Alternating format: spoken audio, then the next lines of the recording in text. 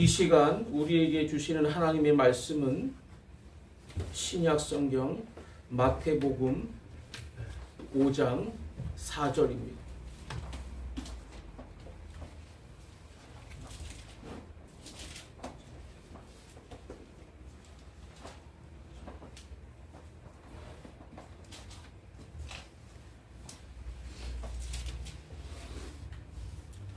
우리 한 절밖에 안 되니까 우리 다 같이 한 목소리로 우리 합독해서 우리 읽도록 하겠습니다. 마태복음 5장 4절입니다. 시작. 애통하는 자는 복이 있나니 그들이 위로를 받을 것이니요. 아멘.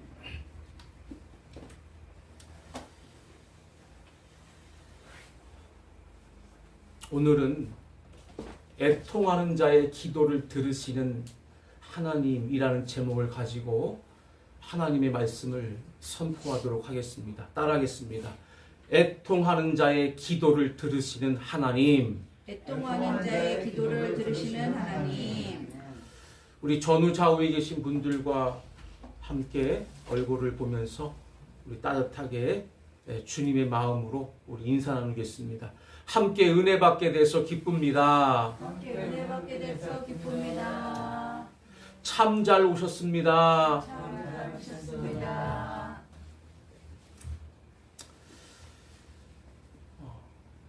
애통이라고 하는 이 말은 하나님과 인간 사이를 갈라놓은 죄에 대해서 깊이 슬퍼하고 회개하는 마음을 가리키는 말이 바로 애통입니다. 결국 오늘 우리가 읽은 마태복음 5장 4절은 철저한 회개와 죄에 대한 슬픔이 없이는 천국을 소유할 수 없다라고 하는 역설적인 말이기도 합니다. 사람은 누구나 슬픔을 싫어하기에 슬픔을 피해서 살기를 원합니다. 그래서 불교인들은 어떡합니까? 이 슬픔과 고통과 번뇌의 세상을 피해서 저 산중에 깊숙이 들어가서 수도 생활을 하지요. 그러나 우리 기독교는 슬픔을 회피하거나 도피해서 사는 종교가 아닙니다. 오히려 슬픔의 한가운데서 슬픔을 체험하며 그 속에서 위로를 받고 축복을 전하는 것이 기독교가 전하는 진리인 줄로 믿으시기를 바랍니다. 슬픔의 상처 없이 살아갈 수 있는 사람은 이 세상에 단 한 사람도 없습니다. 우리가 이 슬픔의 눈물을 통해서 인생의 새로운 의미와 깊이를 알 수가 있게 되고, 아, 이것이 인생이로구나 라는 것을 깨닫게 된다라고 하는 것입니다. 우리 기독교인이라고 한다면 아마 한 번쯤은 다 읽어봤을 우리 기독교의 명작이 있죠. 바로 철로역정이라고 하는 책이 있습니다. 존 버년이라고 하는 분이 썼는데, 이 존 버년이 젊었을 때 일입니다. 그가 군대에서 보초를 서고 있는데 갑자기 급한 일이 생겨가지고 친구에게 대신 보초를 좀 서게 해달라고 부탁을 하고 이제 마을에 나가서 이제 일을 보고 이제 돌아와 보니까 나 대신에 보초를 서고 있던 친구가 그만 적의 저격을 맞아가지고 시체가 되어 있는 걸 보고, 그때 이 존 버년이 자기 대신 죽은 친구의 죽음 앞에 비통하게 울면서 떠올랐던 작품을 썼는데, 그 작품이 바로 성서다음으로 가장 많이 읽혀지고 있는 철로역정이라고 하는 것입니다. 기독교인은 슬픔에서 도피하는 것이 아닙니다. 슬픔을 오히려 안고 그리스도 앞에 나아오는 자들입니다. 그리고 그 슬픔 속에서 위대한 축복을 받게 된다라고 하는 사실입니다. 우리는 슬픔을 당할 때 하나님을 원망하고 부모 형제를 원망하는 경우가 상당히 많습니다. 그러나 우리는 절대로 원망해서는 안 된다고 하는 것입니다. 하나님께서는 우리에게 우리가 당하고 있는 그 슬픔을 통하여 새로운 또 다른 축복을 약속해 주시기 때문인 줄로 믿으시기를 바랍니다. 오늘 본문 말씀을 통해서 애통하는 자에게 임하는 슬픈 마음의 기도를 들으시는 하나님이 우리에게 과연 어떠한 위로의 축복을 주시는지 오늘 본문을 가지고 세 가지로 말씀을 상고합니다. 오늘 말씀을 귀담아 잘 들으시고 여러분들의 삶에, 여러분들의 마음에 또 하나님의 잔잔한 위로와 큰 은혜가 있기를 주의 이름으로 간절히 소원합니다. 첫 번째로는 애통함을 받아들이는 자에게 하나님의 위로가 따른다는 거예요. 따라하겠습니다. 애통함을 받아들이는 자에게 하나님의 위로가 따릅니다. 하나님의 위로가 따릅니다. 슬픔은 인간의 실존적인 상황이에요. 내가 뭐 만나고 싶지 않다고 해서 슬픔이 안 오고 이러는 게 아니라는 거지요. 실존. 우리가 살면서 겪게 되는 일이라는 거예요. 실존적인 상황이라는 거예요. 그렇기 때문에 인간은 슬픔을 피해서 살 수가 없습니다. 그래서 우리는 슬픔을 도피해서 사는 것이 아니라 오히려 그 슬픔을 과감하게 받아들이는 자세가 필요한 것입니다. 그럴 때 우리는 성숙한 인격을 갖출 수가 있다라고 하는 사실입니다. 사무엘하 12장 11절에서부터 23절에 보면 아주 유명한 다윗 왕의 이야기가 나오지요. 이 다윗이 어떤 인물입니까? 참으로 위대한 인물이었죠. 네. 그렇죠? 하나님의 마음이 합한 자로 여겨질 정도로 참 위대한 인물이었는데 한순간 자기 자신의 부도덕한 잘못 때문에 우리아의 아내로부터 자식을 낳아가지고 이제 있었는데 그만 그 아이가 병을 앓게 되었어요. 다윗이 그 태어난 지 얼마 안 되는 이 아기가 병을 앓고 지금 있으니까 식음을 전폐하고 그 아이를 위해서 얼굴을 땅에 비비며 통곡하며 기도하는 겁니다. 그런데 다윗의 기도와는 정반대로 그 아이는 7일 만에 결국 죽게 되지요. 그때 다윗이 땅에서 일어나 자기 몸을 씻고 의복을 갈아입고 기름을 바르고 이제 성전에 들어가서 이제 궁전으로 들어가 음식을 먹었습니다. 그리고 다윗은 숙연히 자기에게 지금 임한 그 슬픔을 받아들이고 있는 것입니다. 다윗은요, 하나님 앞에 지금 기도하면서 자기 혼자서 뭐 후회하거나 원망하지도 않았고요. 또 타인에게 자신의 잘못을 전가시키지도 않았고요. 넋두리하지도 않았습니다. 오직 하나님 앞에 나아가 자신이 죄인임을 철저히 회개하며 슬퍼하며 기도했다는 거예요. 이것이 바로 다윗의 위대한 인격이라고 하는 사실입니다. 우리가 캄캄한 방에서 고민하면서 1년, 2년을 앓고 고통을 당한다고 해서 우리의 슬픔이 해결되는 게 아니라는 거예요.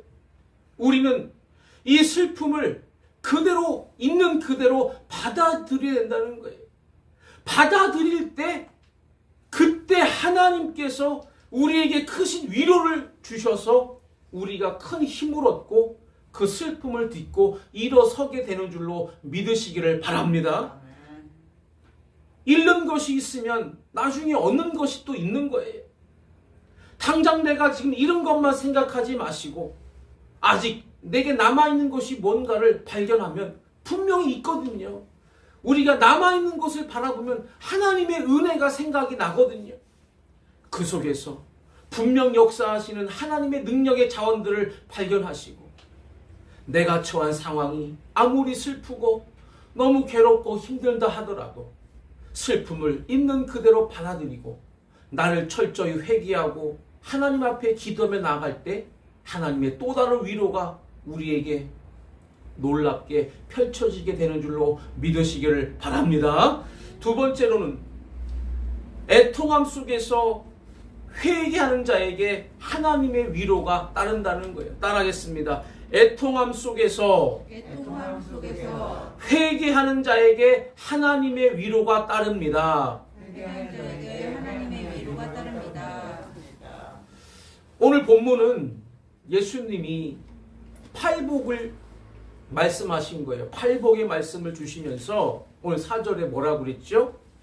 애통하는 자는 복이 있나니 그들이 위로를 받을 것이다 라고 이렇게 말했습니다. 이 말씀은 뭐냐면 지금 영적인 애통의 상태를 가리키고 있는 거예요.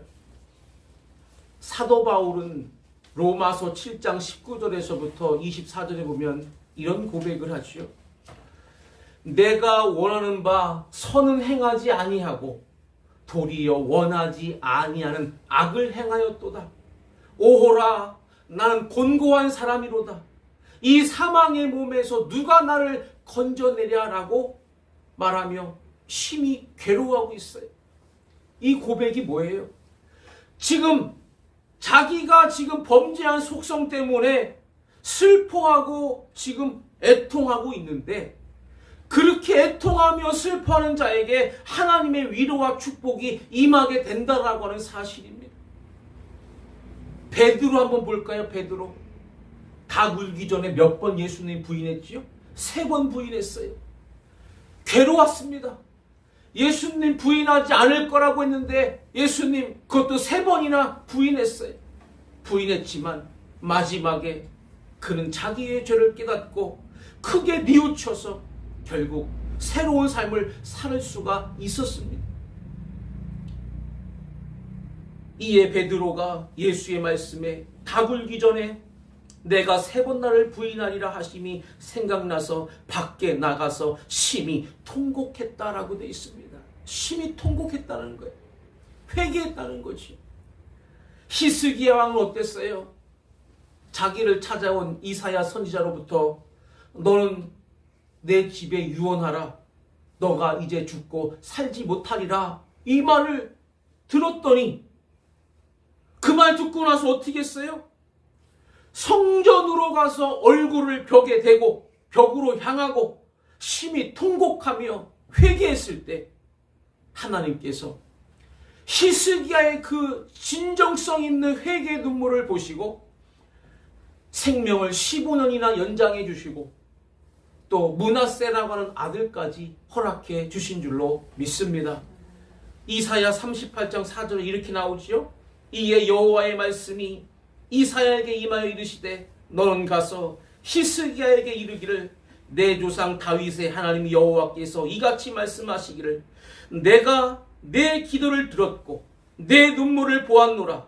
내가 내 수안에 15년을 도하고 너와 이 성을 아수르 왕의 손에서 건져내겠고 내가 또 이 성을 보호하리라 라고 이렇게 말씀했다는 거예요. 여러분들, 내가 잘못한 게 있어요. 내가 하나님 앞에 죄 지은 게 있어요. 하나님 앞에 애통하는 마음으로 심히 통곡하며 슬퍼하며 회개하면 하나님 우리의 눈물을 보시고 우리의 기도를 들으시고 놀라운 위로로 함께 해주신 줄로 믿으시기를 바랍니다. 회개하지 않는 것이 나쁜 것이지 오히려 내 신앙을 고백하고 회개하는 자는 부끄러운 게 아니라는 거예요. 하나님이 더 영광 받으실 수 있는 기회가 되고 하나님께 더 가까이 나아갈 수 있는 좋은 시간이 되는 줄로 믿으시기를 바랍니다. 한 천사가 천국문을 열기 위해 나라를 위해 몸을 바친 애국지사의 피 한 방울을 가지고 왔대요. 이 나라를 위해 이 바친 이 피 한 방울이면 천국 문이 열려지겠나 싶어가지고 가져왔대요. 근데요, 천국 문은 열려지지가 않더라는 거예요. 아무 소용이 없더라는 거예요. 그래서 천사가 급히 다시 세상으로 와서 슬픔 가운데 죽어간 여인의 그 한숨을 가지고 또 천국문 앞에 가지고 왔대요. 이 한숨이면 천국문이 열려질까 하고, 근데 여전히 천국문은 꼼짝도 하지 않고 닫혀 있더라는 거예요. 그래서 다시 마지막으로 자신의 죄를 회개하면서 흘린 노인의 눈물 한 방울을 가지고 천국문 앞에 왔더니 천국문이 열려지더라는 겁니다. 아멘입니까? 아멘. 자신의 죄를 회개하면서 흘린 그 눈물을 하나님이 기쁘게 받으셨다는 사실이에요. 하나님 앞에서 내 죄를 바라보며 애통해하며 통회하는 사람이 진실한 그리스도인이에요. 내가 죄가 있는데도, 내가 죄를 지었는데도 내가 언제 그랬냐는 듯이 그냥 회피하려고 하고, 그냥 넘어가려고 하고, 그냥 없는 것처럼 치부해버리는 이런 것은 하나님이 기쁘게 여기지 않는다는 거예요. 내가 설령 죄를 지었을지라도 내 죄를 바라보면서 내가 하나님 앞에 이러한 죄를 졌습니다. 하나님, 죄를 지어서는 안 될 자가 하나님 앞에 죄를 졌습니다. 하나님, 슬피 웁니다. 회개합니다. 애통해합니다. 통곡하며 기도합니다. 이렇게 고백하고 나아가는 사람이 진실한 그리스도인이고, 그런 눈물을 하나님이 받으셔서 그 영혼에게 놀라운 위로와 축복을 하나님이 허락해 주시는 줄로 믿으시기를 바랍니다. 회개의 눈물을 흘리며 애통하는 자에게 하나님 분명 위로의 축복을 허락해 주신다는 거예요. 이 약속의 말씀을 우리가 분명히 믿고, 우리가 삶에서, 우리의 생활에서 아주 자그마한 잘못과 죄를 범했다 하더라도 오늘 이 말씀 적용해서 철저하게 회개하고 슬퍼하며 통곡하면 하나님 놀라운 은혜의 위로의 축복을 허락해 주실 줄로 믿으시기를 바랍니다. 마지막 세 번째로는 애통함을 당한 자와 함께하는 자에게 하나님의 위로가 따른다는 거예요. 따라하겠습니다. 애통함을 당한 자와 함께할 때 애통함을 당한 자와 함께할 때 하나님의 위로가 따릅니다. 하나님의 위로가 따릅니다. 아멘. 그리스도인들은 슬픔을 당한 자와 함께 슬픔을 나눌 수 있는 사람들이에요. 사람들의 슬픔을 외면하며 살아가는 자가 그리스도인이 아니라는 거예요. 성경에 보면 예수님께서 웃으셨다는 말씀은 없어요. 근데 우셨다는 말씀은 성경에 3번 기록되어 있습니다. 그 3번 예수님이 우셨다는 말씀 중에 하나를 제가 소개하면 가장 본문이 짧은 구절인데, 예수님의 친구였던 나사로 있지요. 나사로가 죽었어요. 나사로가 죽으니까 예수님이 그 나사로의 무덤 앞에 가서 뭐라고 하면서 울었어요? 예수님께서 나사로의 무덤 앞에서 눈물을 흘리셨다라고 나와 있습니다. 눈물을 흘리셨다라고 그랬어요. 우셨다고 그랬어요. 예수님은 이처럼 우리의 고통을 알고 함께 아파하시고 함께 울어주시는 분이 우리가 믿는 예수님인 줄로 믿으시기를 바랍니다. 여러분들, 내가 당한 슬픔이 있어요. 내가 지금 비통해하고 애통해하고 있는 것이 있을 때 외로워하거나 고독해하지 마십시오. 왜? 지금 나를 안고 계시는 주님이 지금 나와 함께 같이 아파하시고 울어주시고 위로하고 계시기 때문에 여러분들 절대 외로워하거나 고독해하지 마시기를 바랍니다. 나 혼자라고 생각하지 마시기 바랍니다. 지금 주님이 같이 지금 아파하고 계신다는 거예요. 레오나르도 다빈치라고 하는 유명한 인류 역사상 가장 뛰어난 업적을 남긴 아주 위대한 인물 중에 한 명이 바로 레오나르도 다빈치, 여러분들 다 아시죠? 이 레오나르도 다빈치는 어느 한 특정한 분야에서만 업적을 이렇게 발휘한 게 아니라 두루두루 골고루 여러 분야에 걸쳐서 뛰어난 재능을 발휘한 아주 타고난 천재였습니다. 다빈치가 그린 그림 대표적인 게 뭐가 있지요? 모나리자. 이 모나리자는 세계 미술사를 빛낸 걸작품으로 지금까지도 평가받고 있지요. 또 그가 스케치한 그 비행기 모형도는 인류가 하늘을 나는데 결정적인 아이디어를 제공해 주었습니다. 그리고 그가 스케치한 자전거 모형도는 오늘날 우리들이 타고 다니는 자전거의 체인과 페달이 달려있는 모습과 너무나 흡사하다라는 거예요. 그리고 치밀하게 계산된 잠수함 설계도는 수많은 해양학자들에게 큰 영향을 끼쳐왔다는 사실이에요.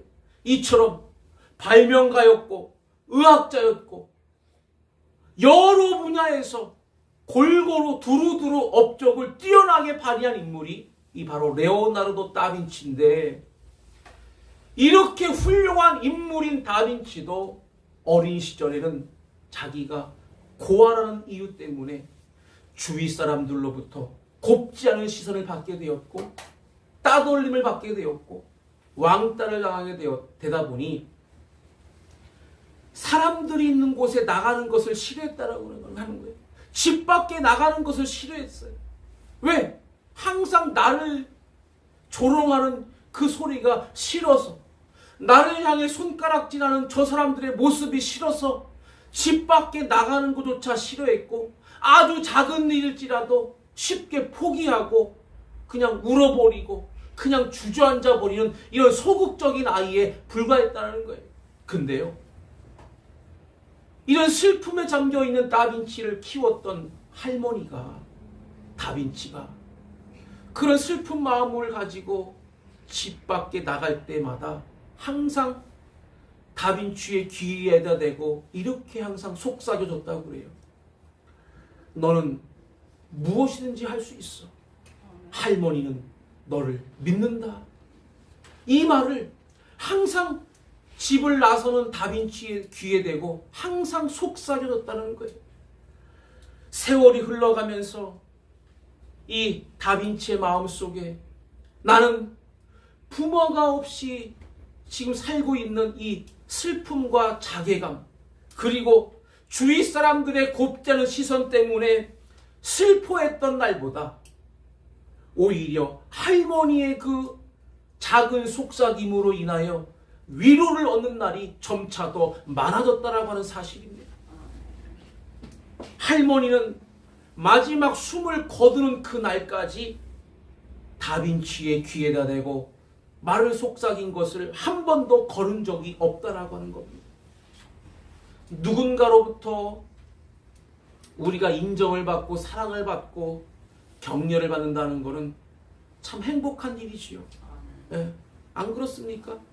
누가 내 옆에 와서 날 격려해줘. 얼마나 힘들어. 얼마나 참 이 고통이 커 하면서 내 옆에 와서 같이 손잡아주고 안아주고 위로해주고 같이 울어주고 같이 그 아픔을 공감해주는 것이 있다면 아마 그것만큼 참 행복한 것은 아마 없는 것 같아요. 그게 무슨 우리가 돈으로 살 수 있는 것도 아니잖아요. 우리가 무슨 대가를 치르고 얻을 수 있는 것도 아니잖아요. 그렇지? 하지만 이런 주변에 이런 위로할 수 있는 사람들이 있는 거는요, 이런 친구가 있다는 건 진짜 행복한 사람들이에요. 저도 많은 육체의 아픔과 가시를 겪다 보니까 병상에서도 많은 눈물을 흘렸고 참 많은 눈물이 많이 났어요. 왜? 너무 아프니까, 너무 고통스러우니까. 병이 나야 되는데 어쩔 땐 차도가 없고 그냥 그 순간 그냥 시간만 그대로 흘러가는 병상에서의 적막한 시간이 계속되다 보니까 그렇게 말할 수 없는 눈물이 병상을 적실 때가 한두 번이 아니었습니다. 근데 그때마다 하나님 앞에 기도하고, 하나님, 저를 살려주실 줄로 저는 믿습니다. 하나님, 저를 낫게 해주실 줄로 저는 믿습니다. 지금 내가 겪는 이 고통과 슬픔이 비록 크다 하더라도 하나님은 살아계셔서 지금도 친히 역사하시고 주관하시기에 저의 슬픔을 기쁨으로 바꾸셔서 반드시 어려움을 딛고 일어서게 하실 줄로 저는 믿습니다. 이 믿음 가지고 늘 기도를 드렸던 거예요. 그러다 보니까 많은 주변의 성도들을 비롯해서 주변에 많은 질병의 아픔과 또한 정신적 상처 때문에 고통당하고 있는 사람들을 보면 같이 함께 아파하고 같이 함께 울어줄 수가 있었던 것 같습니다. 공감이 되니까. 여러분들, 우리도 슬픔 가운데 누군가를 진정으로 인정해주고 격려해주고 위로해줄 수 있는 사람들이 되어지시기를 간절히 바랍니다. 그냥 남의 슬픔으로만 치부하지 마시고, 나와 정 상관없는 사람이니까 모른 채 하지 마시고, 나는 예수의 사랑으로 무장된, 예수의 진리로 무장된 하나님의 자녀라고 하는 이 정체성이 있는 자기 때문에 내 주변에 아파하고 있는 이들, 질병 때문에 고통당하고 있는 이들 절대 외면하지 마시고 함께 가셔서 손잡아 주시고 위로하시며 기도해 주시고 같이 울어주고 같이 격려해 주고 같이 얼싸안고 같이 힘을 줄 수 있는 그러한 위로자 되시기를 주의 이름으로 간절히 축원합니다. 주변 사람의 아픔을 함께 나눌 때에 하나님의 사랑과 위로의 은총이 우리에게도 함께 임하는 법이에요. 그럴 때 우리에게도 큰 복이 되고 그 손길이 우리에게도 동일하게 임하게 되는 줄로 믿으시기를 바랍니다. 오늘 애통하는 자, 슬픈 마음의 기도를 하나님 들으신다고 그랬어요. 애통하는 자의 기도를 하나님 들으신다고 그랬어요. 여러분들, 내가 애통함을 겪지 않았다고 해서, 내가 지금 슬픔에 놓여 있지 않았다고 해서 상대방이 겪고 있는 슬픔과 비통함과 애통함을 무시하지 마시고 외면하지 마시고, 얼마나 저 사람 저 일 때문에 얼마나 힘들어할까, 얼마나 저 사람 저 질병 때문에 얼마나 많이 아파할까, 저 사람 얼마나 정말 눈물을 흘릴까. 우리가 그 고통과 아픔과 슬픔 속으로 함께 들어가서 함께 공감하고 공유한다면 우리도 그 크신 하나님의 사랑과 위로의 은총이 그 영혼에게도 임할 뿐만이 아니라 나에게도 동일하게 역사하시고 임하게 된다는 거 오늘 믿으시기를 바랍니다. 오늘 말씀을 마치겠습니다. 우리 그리스도인에게는요, 슬픔과 아픔도 찾아와요. 그리스도인이라고 슬픔과 아픔 찾아오지 않는 게 아니에요. 동일하게 찾아와요. 왜? 아까 제가 말했잖아요. 인간은 실존적인 상황이기 때문에. 하지만 결과적으로 볼 때 슬픔과 아픔보다는 기쁨이 많다는 거예요. 우리에게도 슬픔과 아픔은 찾아오지만 그 슬픔과 아픔, 그 상황을 믿음 안에서 받아들이고 하나님의 방법으로 풀어나가야 된다는 것. 그리고 자기의 죄를 바라보며 애통함 속에서 철저히 회개하며 나아가야 된다는 것. 그리고 주변 사람의 아픔을 외면하지 말고 함께 나눌 때 하나님이 주시는 사랑과 평안 그리고 위로의 은총이 우리와 함께 한다는 것, 오늘 말씀을 통해 깨달았습니다. 이 말씀대로 실천하고 우리 삶에 적용하여 우리와 함께 하시고 함께 울어주시며 함께 동행하시는 그 하나님을 우리가 만나고 경험하는 신실한 위로자 되는 복된 성도 되시기를 주의 이름으로 간절히 축원합니다. 기도하겠습니다. 우리를 사랑으로 품어주시는 하나님, 그 품 안에서 하나님께 기도하며 우리의 모든 짐을 내려놓기를 원합니다. 슬픈 마음, 아픔과 고통, 모든 문제를 하나님께 맡기겠습니다. 우리를 따뜻한 마음으로 위로하여 주시고 주님의 평안을 허락해 주셔서 무너진 우리 마음이 온전히 회복되게 하여 주옵소서. 예수님께 받은 위로와 사랑을 나누고 전하는 참된 제자의 삶을 살기로 결단하오니 우리의 가는 길 주님 영원토록 동행하여 주시옵소서. 예수님의 이름으로 감사하며 기도드리옵나이다. 아멘. 이 시간